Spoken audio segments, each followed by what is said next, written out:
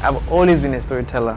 I needed to have made something before I can tell anyone that I can make it. Nobody cares what you can do until you have done it. Exactly. A lot of the time, we are finding ourselves. Yeah. You know, we never really know what our voice is. It's an unveiling process. The only way that you can get the growth that you're looking for is by actually doing. While we're there, someone just got a call and they said they wanted to make a show on the Yoruba channel. And we happened to be right there. Whoa. And they just asked us, oh, you guys can do, you are Yoruba now. You are, okay, Wait, you know what? Wait, the same day you That guys. same day, 120 episode show. Taj is a breath of fresh air. And I'm not the only one saying this. There are a lot of people that have encountered his works and also know about him and know that about his person and his personality, because there's just this aura of freedom that comes with knowing Taj, and also aura of transparency, aura of truth, you know, and yeah, there's just so much to discuss about Taj. So this is not the, you know, what it is today. I'm just trying to appraisal. I'm not trying to appraise him or do a special appraisal on Taj. Today we're discussing so much, and I can get carried away because of how much Taj is and how great he is. Even his film that we'll be discussing today is one that, you know, I want everyone to check out because it touches on a very important subject that all filmmakers can relate with.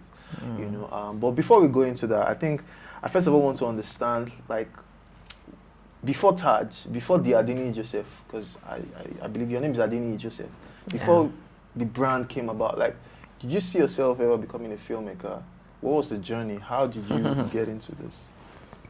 I don't know if film was never a part of my, and for anybody who knows me, people know that at a point in my life, I've had two lives, or several lives actually. I wanted to play football. That was the original plan, you know.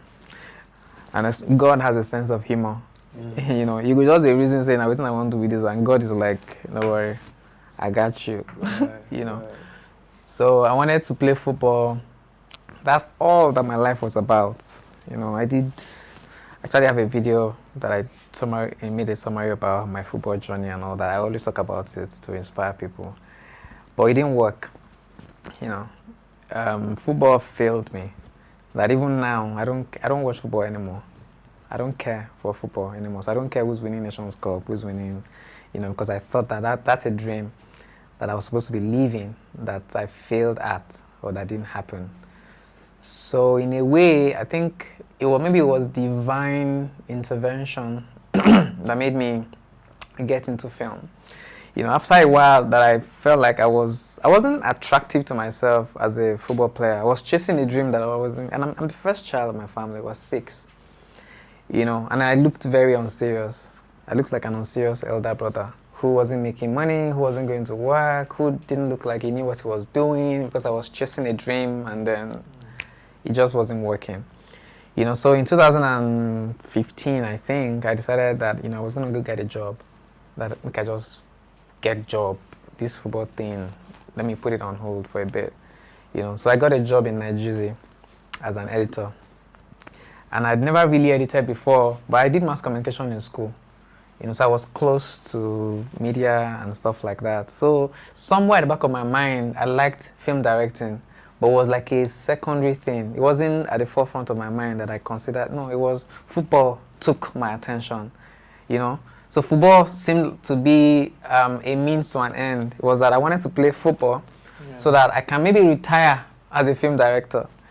Because I knew that I couldn't play football forever. I'll probably play football for 10, 15 years or whatever, make money, and then use the money to now make films and, you know, set up companies and whatnot. So my life was really created around football.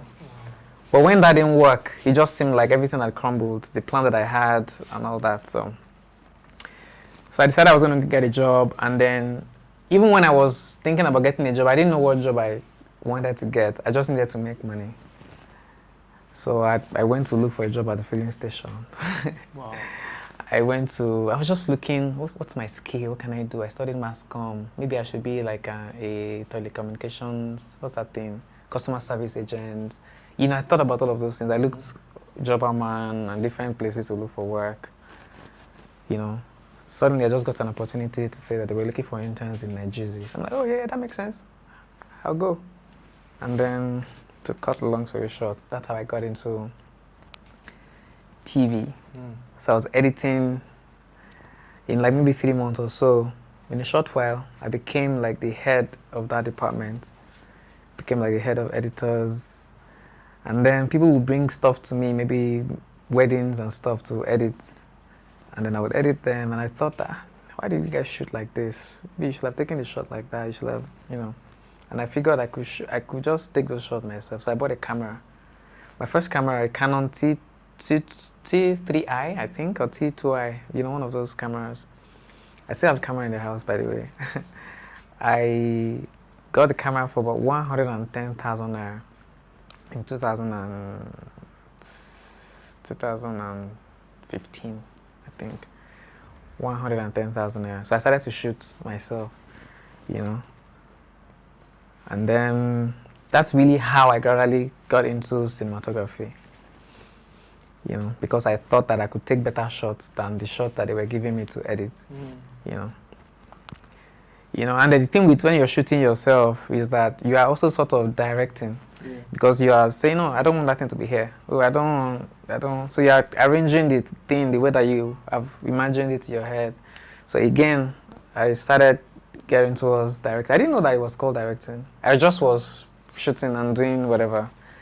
You know, I didn't know that that's what it was called. But my first skill was editing. And then sometime in 2016, I decided to teach. I had now worked for like 2 years or so. You know, had a bit of experience on TV and stuff like that. So I thought to start teaching people editing. So my first interaction with what was called filmmaking was when we then made a short film. So I decided that we're going to make a project for the people who came to the program, Powered Up. I did start a company in Nigeria called Nostalgia Media. We still run the company even till today. It has, you know, post-production and production and all that. It was started in 2015. Yeah, thereabout. So we started to do that training, Powered Up, to teach people how to edit and all that, and then they would then practice whatever they have learned, you know, by making a project. And that's the first time that we did. We did a music video in 2016. We did a short film in 2017, which is my first short film ever, called Muna. So that's my introduction into film. Wow. I'm like, oh, I really like this thing. You know, I shot it, I edited it, I directed it, I wrote it, I did everything. I did not even understand the rules of film, but I was doing, which is the thing that I keep talking about, doing. I can never really stop talking about doing. Like doing. Yeah. I'm a product of doing. You know, do, make mistakes, do rubbish, just do. You're better than the person who's not doing nothing. You know, so I was doing. Whether ignorantly or whatever, I did. And it is as a result of the fact that I did the first short film that I'm able to now do second and third and whatever, and then I'm here making films on, you know, bigger scales because I did the first one. Right. You know. So I did that. The film did go to some festivals. We shot at Freedom Park. I was beginning to look like, in my eyes, I looked like I had made the best film in Nigeria. Like, yeah, I made a film. After a while, maybe like 1 year later, that I had grown, and I'm like, what kind of film is this? I still have the film on my hard drive. I open it, I'm like, what the hell? You know, but it wasn't bad. I mean, it wasn't that bad. Were you comparing it to something at that time? Well, I mean, I must have, because that's the thing. Growth also comes from you having seen things and learned things and knowing stuff. So now that you now know better than you knew before, you're able to measure the work that you did before with what you can do now or what other people are doing. Then you can measure your growth and tell that, oh, this is what I did bad. This is, you know. So I've always been a storyteller. I've always been a storyteller. Even with writing text and all that, everything that comes out of me is telling a story. So that was there.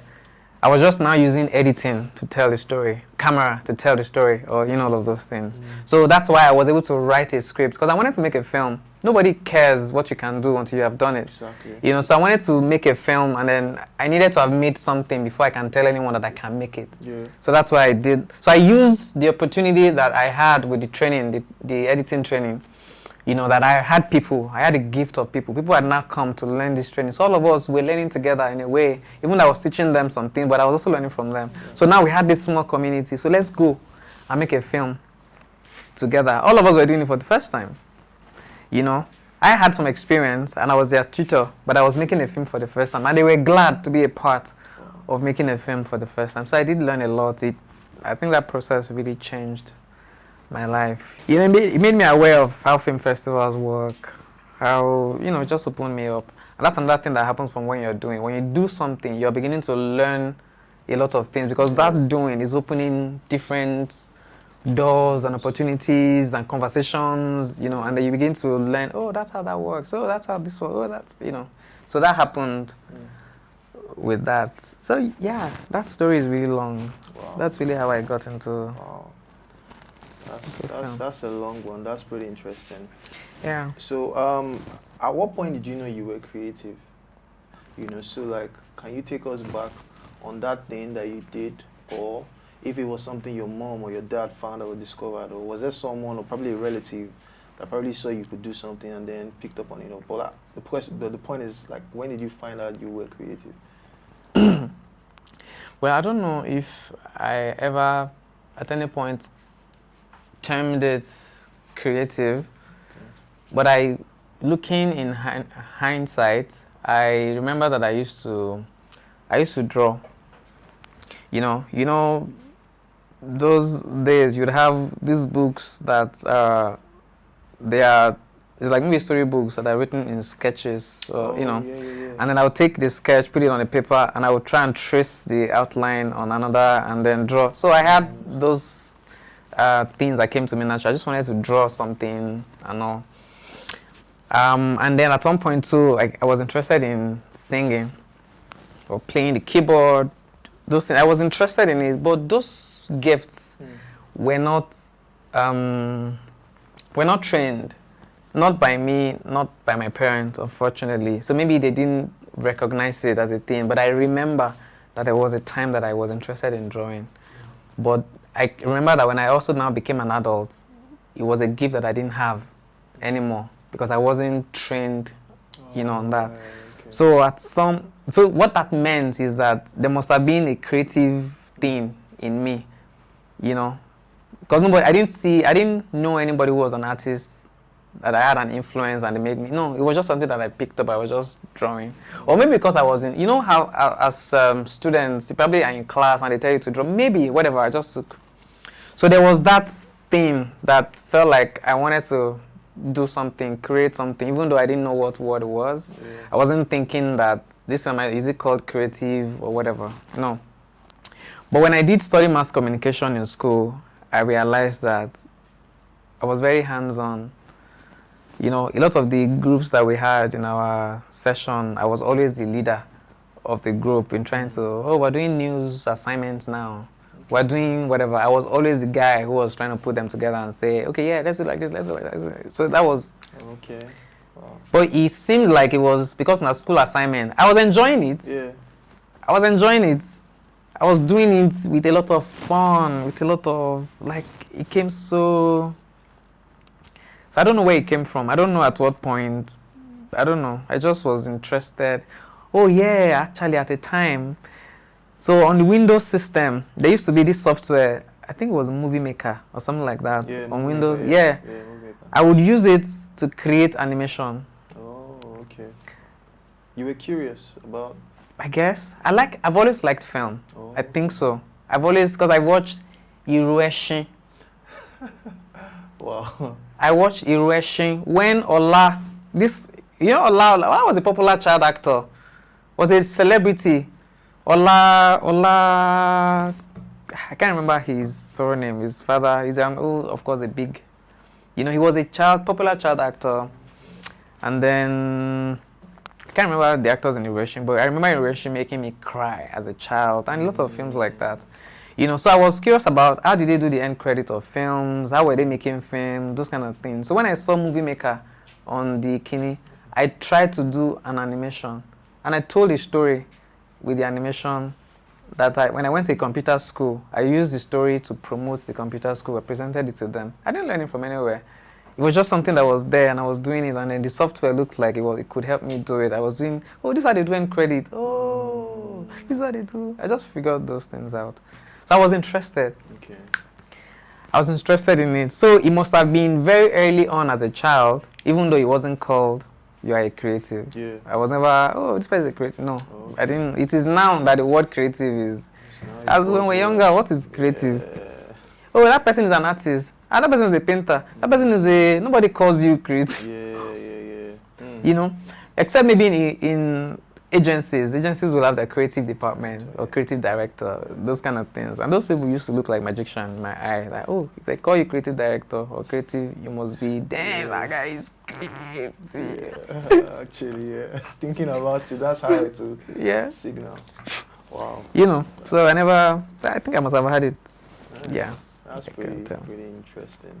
So, I mean, you've had lots of experience creating films and also finding your creative side. So, like, for those that are out there that want to discover that side of them, what are some of the things they should look out for? What are some of the things that you'd say are pointers to help people find that creative side to themselves? Well, I think they should just be doing. Just do. Right. You know, just do. I would say even to parents, I think that parents should really permit their kids to do and experiment. You know, a lot of the time we are finding ourselves. Yeah. You know, we never really know what our voice is, what is it that we represent, or who we are, and all that. It's an unveiling process. You know, we're unveiling. Yeah. So it would be great for parents to let their kids to, if you find your kid who just likes to drum something, instead of you shouting at the kid and saying, what nonsense are you doing? Don't do that. Maybe that's a gift. You know, try and help the child figure out, oh, don't use the table. I'm going to buy you something that you can drum. Oh, don't shut the child. You know, over time, they may find their voice and, you know. So for anybody who wants to find out, just do. God has given you instincts. God has put some innate abilities inside of you. Those things come naturally to you. You may not be able to identify what it is, but you just feel like, say, I enjoy to do this thing. Oh, I enjoy to do that thing. Experiment, do it. You know, do it. And then over time, you'll be able to tell, oh, I really feel comfortable with doing this one. Or I really enjoy to do this one. And all that. So just doing really helps you find what it is that, you know, you should do. And the fact that it's your gift does not mean that it may not be hard to do. You know, the fact that it's your gift does not mean that it doesn't need learning. You know, it can be a gift, but still you need to learn so that it becomes a skill. Yeah. You can have a gift that is not skillful. You know, so you need to, I know how to, or I enjoy to talk. Yeah. I enjoy to talk. That can be a gift. But it can also make you a talkative. You know, if you don't know how to use that gift, you just become a talkative. And then nobody wants to listen to you because, guy, you talk too much. But it's a gift. So learn how to use that gift and make it a skill. You know, and become the person who people just want to listen to. That person really knows how to talk. I'd like to hear them. Then it has become a skill. You know, so people just feel like, oh, that's how I am. Me, I just like to talk. Oh, you talk rubbish. Shut up. But you know, so yeah, identify, express yourself. Yeah, but I mean,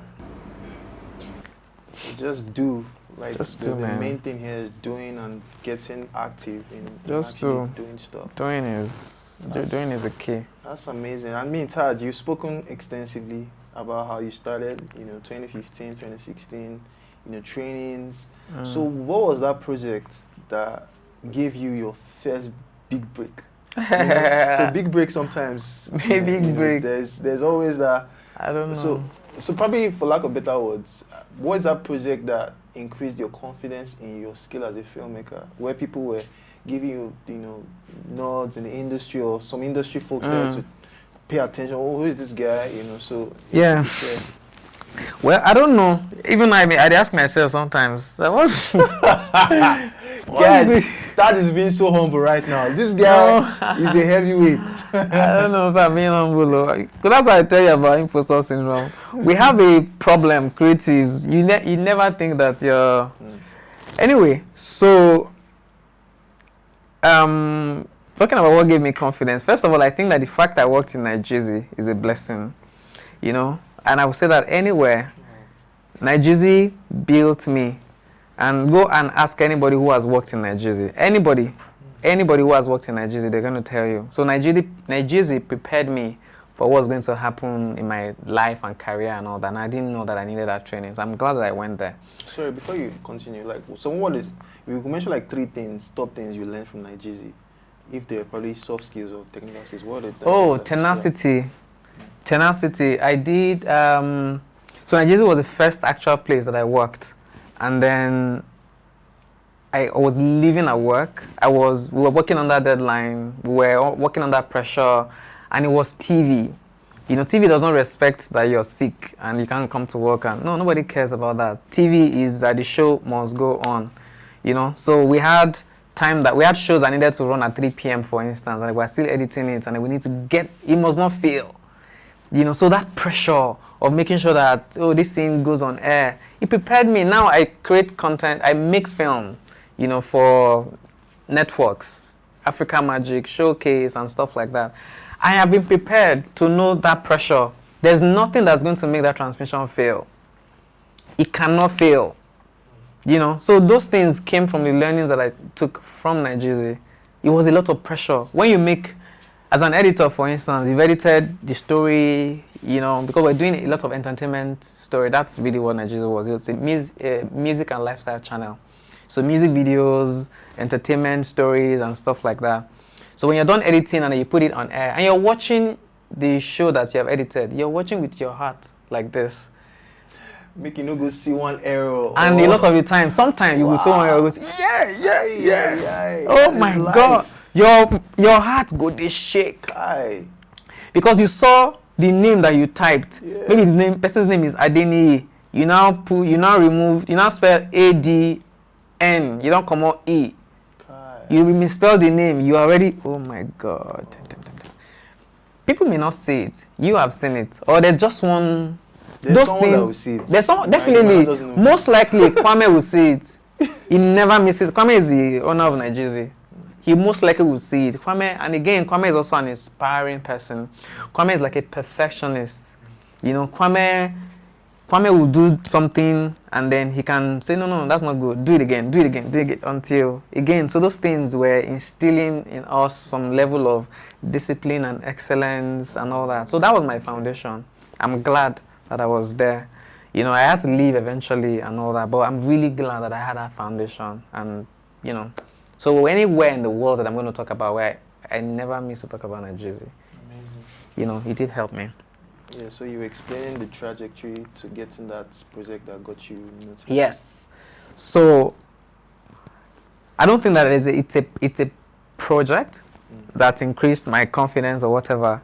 I think it's just in the process of gathering experience by doing different things and all that. I remember one time that I had a thing to do for LRU, Lagos Response Unit. Okay. This must have been maybe 2019, thereabout. I was so scared. And how this happened was that, again, in the spirit of doing random things, we just saw this waste, that people were throwing waste on the ground. And then we made a story around waste that somebody, it was a very funny story, that somebody was throwing waste on the ground and he was now trying to toast a lady, but the lady ignored him because it was, how can you be throwing waste on the ground, like coming to toast me? Meanwhile, another person put his waste inside the basket and now woos a lady, and the person say, I'm going to marry you. because you are disposing your waste properly. So it seemed it was just a random something that we did. And then some guys, Cleaner Lagos, they were the ones who were in charge of Lagos State Cleaner. They saw it on Twitter and then they invited us to their office. People were talking about it, invited us to their office and said that, oh, you guys did that thing, you're doing amazing. So you know what? We want to do something for LRU. And then you guys come and do it. That's how it got that. And the fact that you're doing something for Lagos State, I was so scared. Guess how much the budget was? It was just 300,000 naira. But that was a big deal in 2019 that I was using to come and do. I was scared, like, oh my God, how do we do this thing? We could not go fail. It was scary. But we did it. They loved it. Beautiful. And all of those things. So of course that made me feel like, oh, I can actually do this thing, you know. And then you are looking for a lot more opportunities because you know that you want to grow. The only way that you can get the growth that you're looking for is by actually doing. So you're looking for opportunities to do and all that. So did that, and then I'd done my short film, of course. At this time, we had done short films. So I'm like, okay, yeah, now I can call myself a filmmaker. I had left Nigeria too at this time. In fact, I had left another job. I was working somewhere that I had left also. You know, I felt that I had a level of confidence I could do. I'm now a filmmaker. Yes. I wasn't a filmmaker per se when I was in Nigeria. I was just an editor. He was learning and all that. So when I left Nigeria, I sort of became a filmmaker because now I was filming myself. I was directing. I was making documentaries and maybe commercials and corporate videos and stuff like that. So now I was a filmmaker who is now thinking in stories. And I'm thinking about making short films. I'm thinking about, you know. So I probably think that maybe what made people start to think about, oh, Taj, oh, that guy is maybe he's,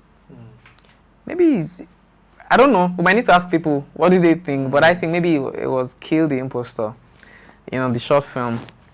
Even though before then, people would say, oh, and all that, I don't know. But yeah, maybe Kill the Imposter. Because, and even that wasn't a film that was to the public.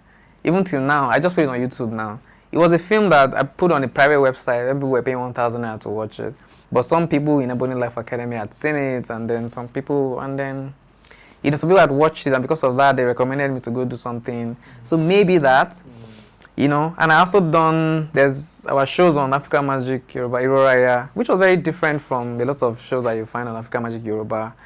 Our shows like that.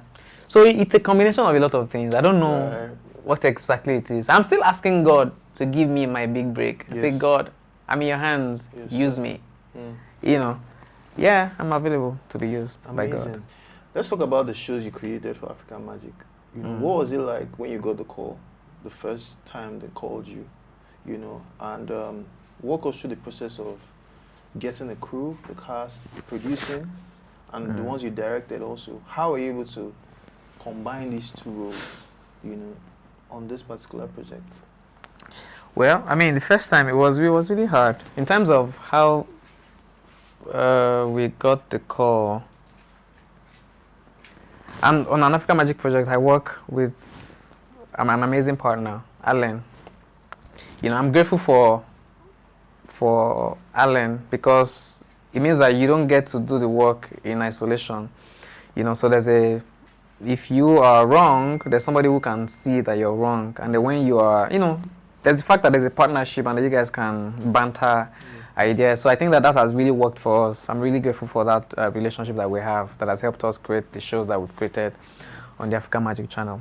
The way that we are a product of Multi-Choice Talent Factory. So while we were there, I made a short film with Alan, and then he made a documentary with me. So we both basically did a documentary and a short film, and then we just decided to take it to the channel to make them see what we don't do.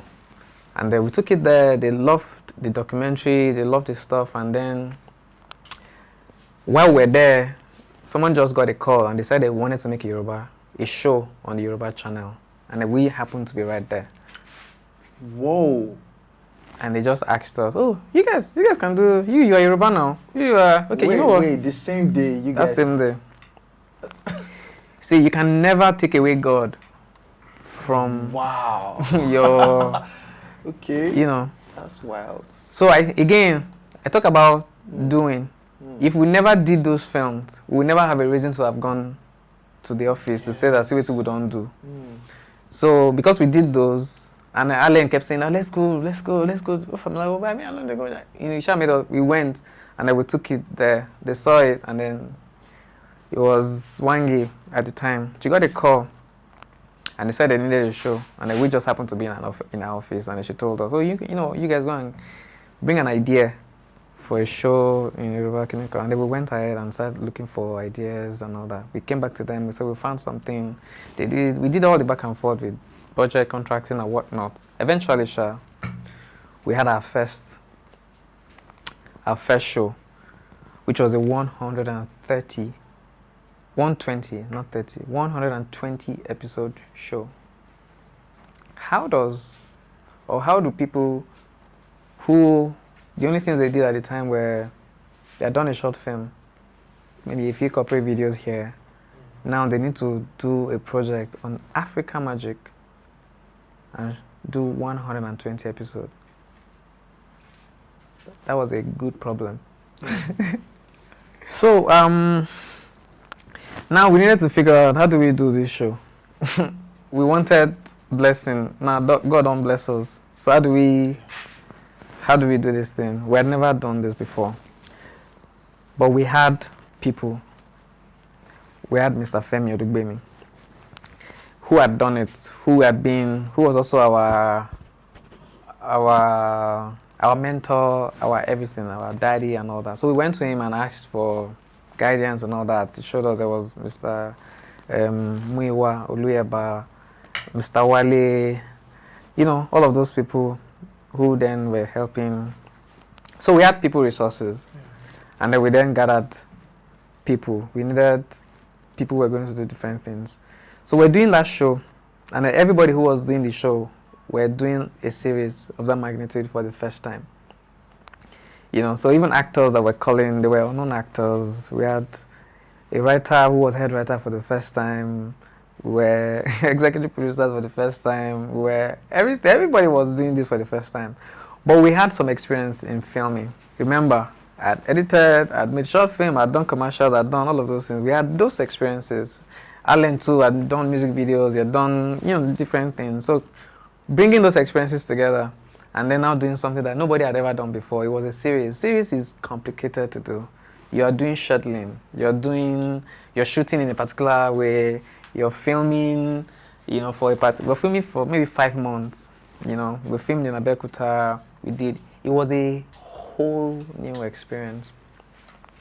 That experience opened another door, of growth in our careers, in my career, I know that for sure.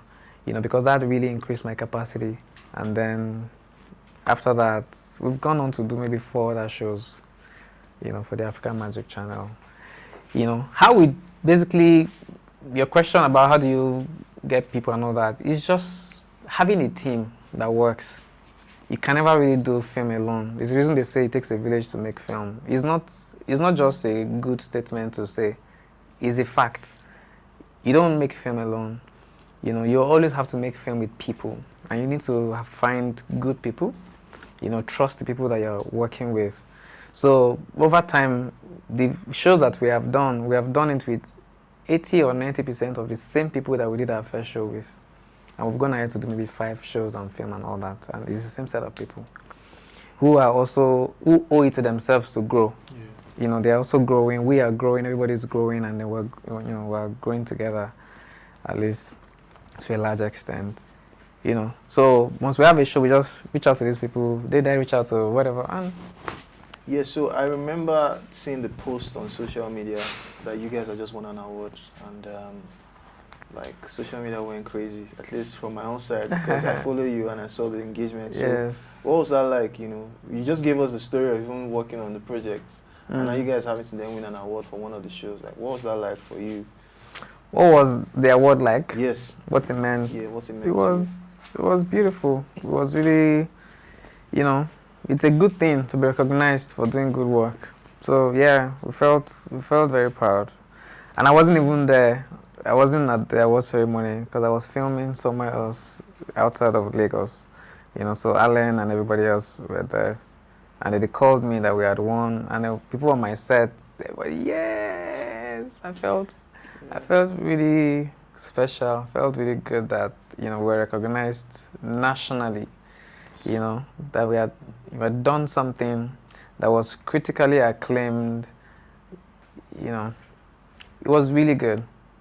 But then I also know that in film, you're not defined by the awards that you win.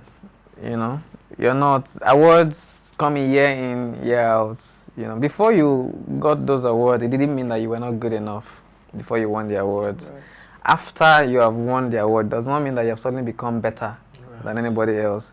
It's just that a collective in the industry feels like in this year, we think that you have done such a great job, and they were saying, well done. So that validation and recognition is very appreciated.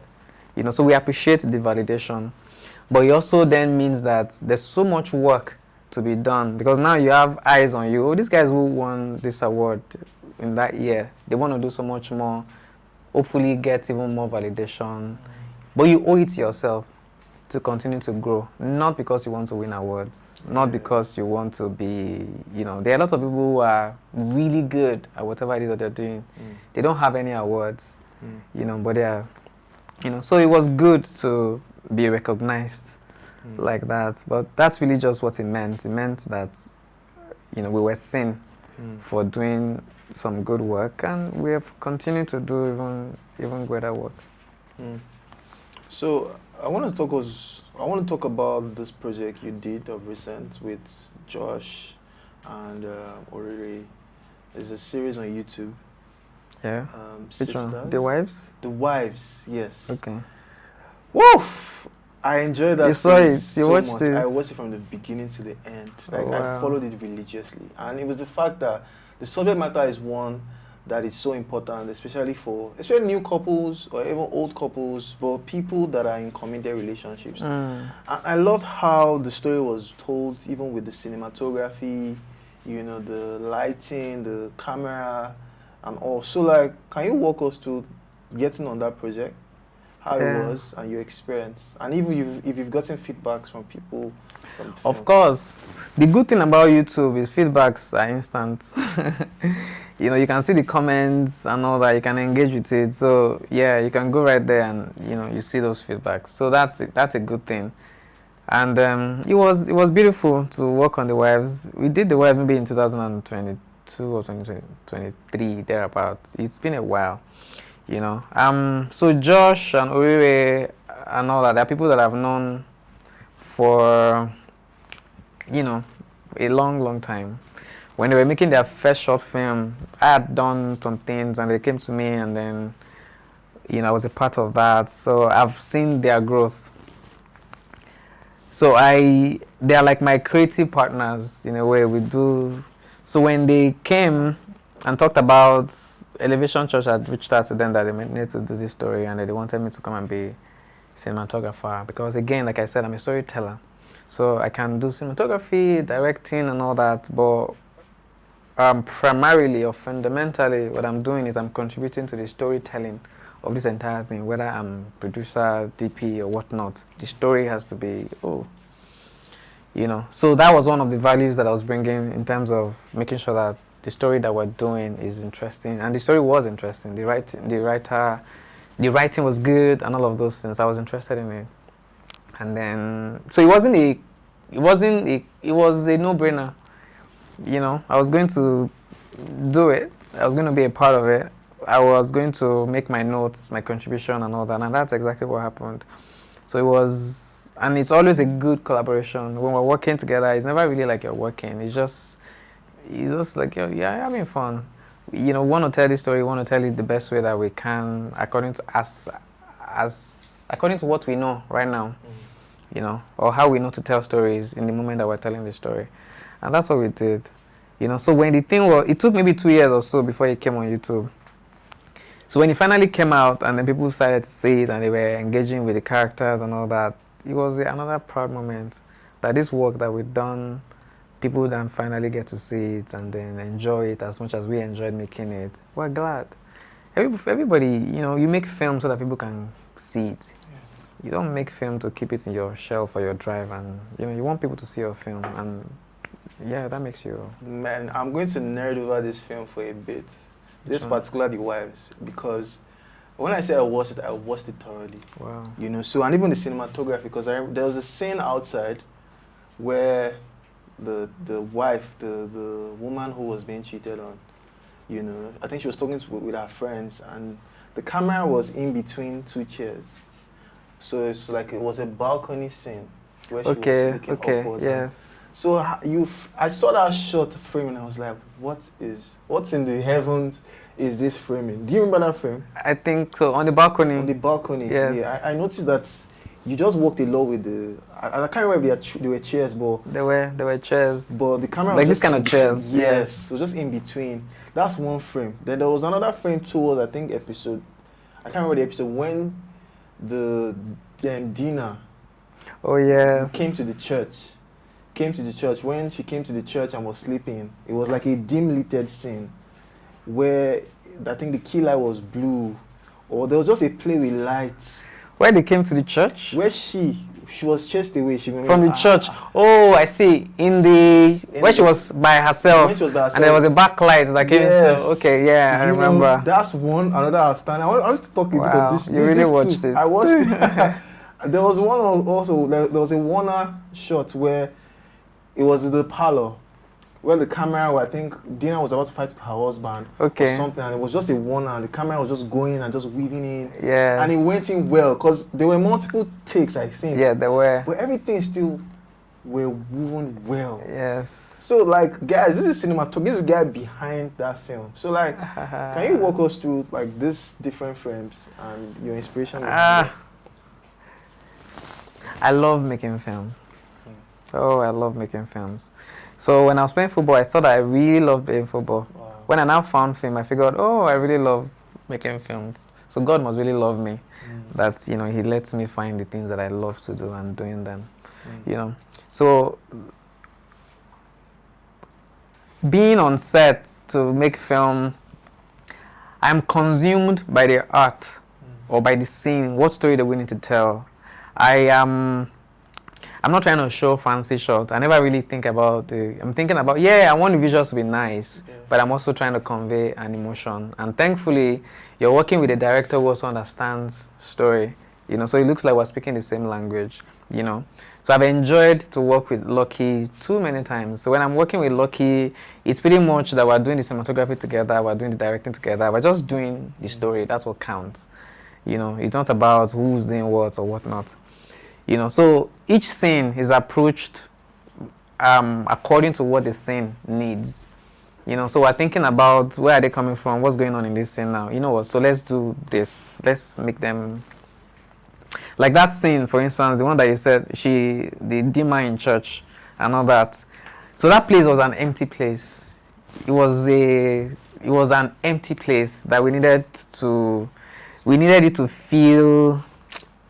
Because I'm a visuals person, of course, so the visuals definitely, and I believe that cinematography is a container that holds the content of your story, which is the content. So if the cinematography feels a certain way, you probably will not even check the content. So that cinematography is important. So we needed for that scene she was in a very dark place, at this time. We probably used maybe 2 lights. The backlight was the key light. That was the strongest light. And then and that's the blue light. Yeah. Backlight, that's, and then we put in maybe a fill light or bounce board or whatever, just around here. And then that was it. And maybe ambience, just something it wasn't anything complicated. And you know how it is in film, when even the setup is not complicated, it takes a bit of time to still do all of those things. We just needed it to have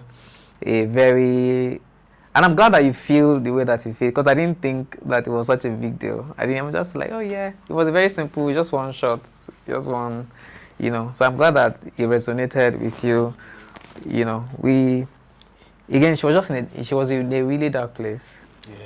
Yes. She had made a mistake, her life was crumbling and all that, and then you needed to feel like that. And even the actor was very emotional in that moment. So we needed to create the ambience that helped the actor to be able to create the emotion that she needed to do there. And yeah, that was it.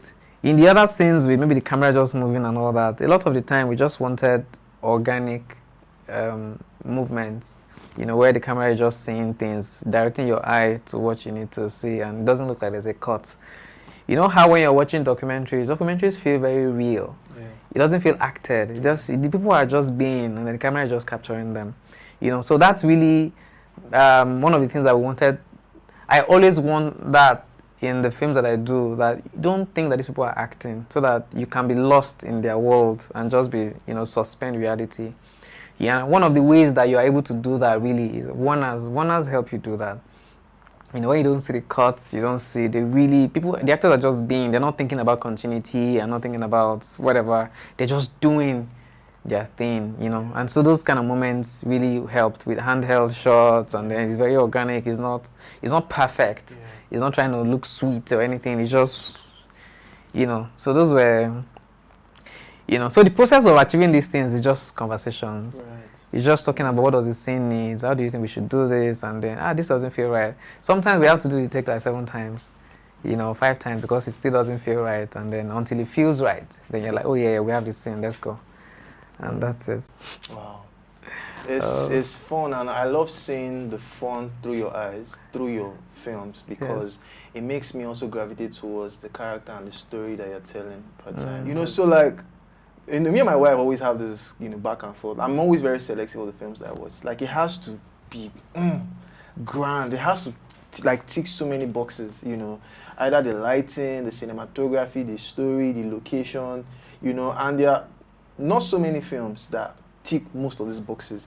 Because out of like 9 boxes that are in my head, or even that was introduced to me that was told to me by my film director. Oh, guys, I didn't mention we're in film class together with Daniel, right? Yes. So some of the things he mentioned in class, I think there were about 9 different story structures or film languages. Yes, good student. That's all I learned, And so if you can even take at least 5, you have a great film. If you take 6, very few movies tick like the 9, like with symbolism and every other thing. Like most films, I think in this terrain, hover around 4 and 6, sometimes 3, So The Wives hit like a 6 for me. Wow. For me. And it was so pristine. And so like, I really enjoyed it. The story, the cinematography, so everything just worked. It was a very well-cooked meal, Thank you. We did, besides the comments online and all that, we did have some people, just maybe you go to church and then you hear people talking about the characters, and especially Harrison, and then so I know. I'm glad to make those kind of work. That's really what I want to do. I want to do work that means something, work that people can see, and then it does something to them. My vision is to make films that are inspiring, that are conscious, that remind you of your mortality, that are very reflective. Those kind of stories are the stories that I like to tell. So, Taj, from your social media posts, I noticed that you traveled out of the country, and you were... right there. It's the one where you were at Barcelona. I saw the caption, you were specific about how it tied into your football journey and how it was like a full circle for you. Can you just give us a background story on that, and why that post was that way it was for you, and why you shared it with the world the way you did? Well, I mean, my posts usually have an intention, I don't think I'm a content creator. I just like to share my thoughts on my page and inspire as much as I can. So last year I did travel quite a bit, and I'm grateful to God for that, because that's some of the things that I really like to do, travel the world and work and all that. And this is the thing that I had chased with my footballing career that failed. I wanted badly to play football. I tried many times to travel abroad, and it failed. I was applying for visas, I wasn't getting visas, I was doing this, I was spending money. I did travel, in fact, which is also what I said on the post. I did travel one time, And then on the same day, I was deported. Well, when I say deported, I make it look very bad. I actually, there was maybe issues with the documentations or whatever, so we were returned from the point of entry. So think about how this is what I've always wanted. It now looked like my dream was coming true. I was getting a chance at actually playing football abroad. And then I was returned on that same day, and I had to start all over again. So that post was just saying that while I was chasing football and chasing this dream, I tried so many times and it didn't happen. And this time I didn't even need to try. It was with ease. I just walked into Europe, the same Europe that I've been trying to get to for so many years. And this time that I'm getting into, I'm not even here to play football. I'm just here to look at the country and see whether, this place is fine or it's not. That's why I was there. And, and then I happened to I was in Barcelona, so I went to the Barcelona Football Club. This would have been a place that I would have liked to go to play in as a football player. I went to Camp Nou, and then they were constructing it at the time, so I couldn't really go into the actual stadium, but I went to their museum, and I saw trophies and, golden boots, UEFA Champions League, all of those trophies, and it was really inspiring. So I did say that. What was on my post? I said that these are the trophies that I never got to win, or something like that. So it was good, but what it really did to me was me just reflecting, reflecting about how far God has brought me. Because I attribute whatever it is that I've done or that has happened to me to God letting it happen. There's a force outside of myself that's letting things happen in my favor, and that's God. So I'm grateful to God that, I wanted to travel the world, and I already started traveling the world, and I'm sure that the God who started it will help me continue to travel the world. Amen. So yeah. Amen. And I found that post very inspirational, just like several other thousands of people found it, So just one more question before we wrap it for today. So I want to get your thought process. How important is story in filmmaking?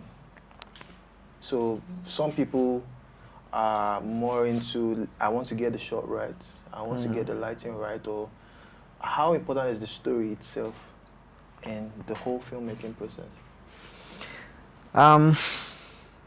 Story, if you don't have a story, you don't have anything. It doesn't matter how much your technical proficiency is. If you don't have a story, the story is why we're here. The story is the reason for the film. When you're going to pitch, to investors or to anybody, what you're pitching is not the camera. It's not that the lighting will be like this. It's the story. When no money has been spent, when we don't know who's going to direct it, we don't know where it's going to show, it is that this is the story that we want to tell. That's what gets everybody's attention.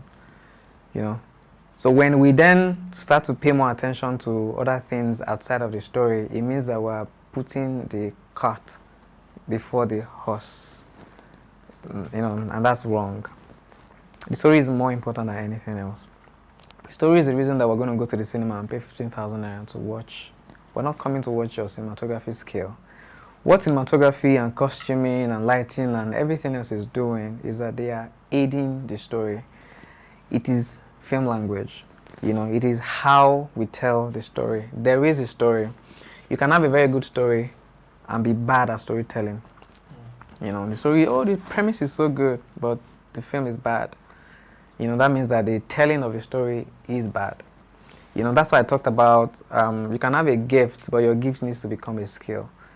So your story can be, this is a very good premise, a very good story, but you need the gift of storytelling or the skill of storytelling for you to be able to articulately convey this good story and make it a communication that people can watch and feel like, I got what they're trying to say, I got or what they said. And all. So we can never, you can never overemphasize the importance of story in film. It's the reason for the film. It's the reason for the film. And we cannot be using cinematography to cover for bad storytelling. Cinematography is a language of film. It's like I want to speak. My words, the words that I'm using, the vocabulary that I'm using is how I'm conveying what I want to say. So cinematography helps with that. But what I want to say is not the cinematography. What I want to say is the content, is the story, and how I'm saying it is just, the cinematography and whatnot.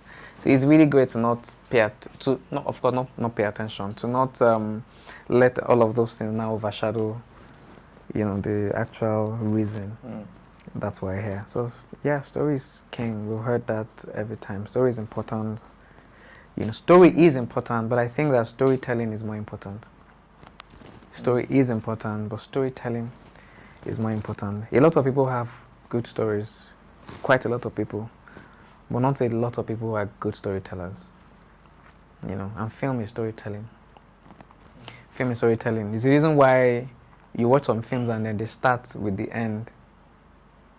Yes, they start with the end, and then they gradually unveil, and you're like, oh my God, that's storytelling. Yeah. The story is the same. The story is that this person killed her husband, and that's the story. Yeah. So how do you carry us through 90 minutes? That is storytelling. Right. And that's what film is.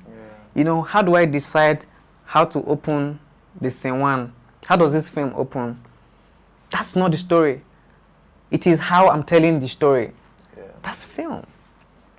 Film is essentially about how the story is told. The story, that's why you have a log line. The story is a man who needs to get to the island at 2 p.m. but he's stuck in traffic, and then he's not able. Will he be able to make his interview or not, or whatever? That's the story. That's what we want to find out in this 1 hour 30 minutes. Yeah. It's very short. What the actual story is. Everything that's happening in 1 hour 30 minutes is the storytelling. How we are telling you the story that we want to tell. So that's the skill that we really need to develop. And stop making it about, oh, the cinematography is fine, all of those things. Those things are very important, but they are not more important than the story and the storytelling. Sure. Amazing, man. Amazing, Taj. This has been so insightful. I think I'm glad. before we leave, I would like to know what are some of the projects that you're working on that we should look out for, watch out for.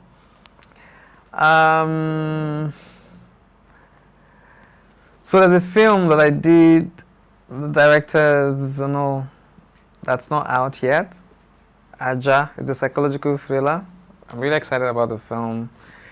Yeah, that's not out. I hope that we're able to deal with distribution and all that, and I get the film out. So that definitely, I'm looking forward to, making some films this year, maybe some short films, just experiment, get back to the days of doing and, not waiting, for the perfect moment. Because the perfect moment, even when it comes, is not perfect.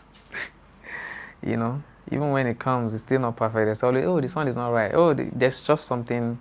So there's never a perfect moment. There's just the moments that you tell the story that you want to tell. So I want to. So this year I decided to stop saying that I want to do it and just do it. Amazing. And just do it. Nobody cares about what you want to do. It is what you have done or what you are doing that they care about. So yeah, I plan to do a few things. I also want to, help other people make their films.